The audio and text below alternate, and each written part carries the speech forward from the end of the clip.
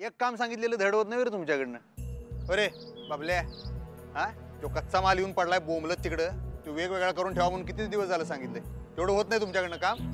चकाड्या पिडायला येता का इथं? संजय, घरनं आणलेला डबा गिळायला येता इथं? काम होणार नसलं तर तसं सांगा, दुसरी माणसं बघतो मी। माफ करा दाखले सरकार। दाखलं सरकार, तुम्ही लक्ष नका घालूयात, मी बघतो काय करायचं ते।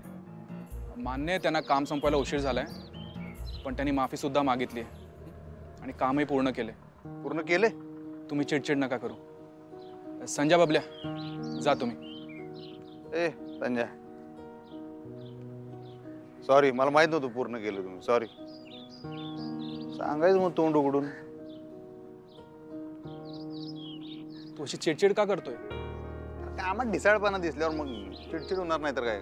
तसं नाहीये, याआधी असे प्रसंग झालेत, ह्याच्यापेक्षा मोठी संकट आलीत, पण तू सगळं शांतपणे आणि समंजसपणे हाताळलेस। एकदा विचार कर, तुझी चिडचिड का होते? का होते? कारण तुझं वहिनींशी बोलणं होत नाहीये।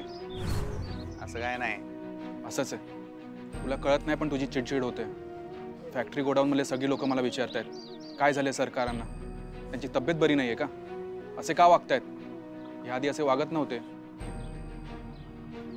भावा, प्रेमापेक्षा इगो मोठा नसतो। फोन घे आणि वहिनींना फोन लाव। हा?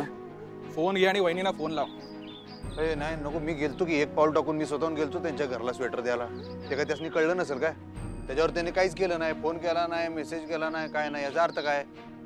त्यासनी माझ्या संग बोलायचं नाही, ठीक आहे?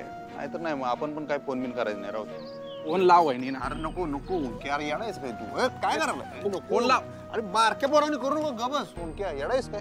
नको, काय गरज नाही आपल्याला फोन करायची, गबस। तुला कळतंय का, तुझं कामात लक्ष नाहीये, तू नीट खात पित नाहीयेस। एकदा फोन लाव आणि विषय संपव। ऐक माझं। नाही नाही, तसलं काय नाही, काय मरत नाही मी, काय नाही। तुला नाही ऐकायचंय? ठीक आहे, मीच लावतो आणि अक्षरा वहिनींना सांगतो की तू तब्येतीची हेळसांड करतोय। नाही नाही नाही, हे असलं काय करू नको। क्या तू हे जर काय केलंच नाही बघ, ऐक मी मी मी तुझं तोंड बघणार नाही ओंक्या, लक्षात घे, मी तुझं तोंड बघणार नाही तू जर फोन लावलास तर। मग बघ केवढ्याला पडेल।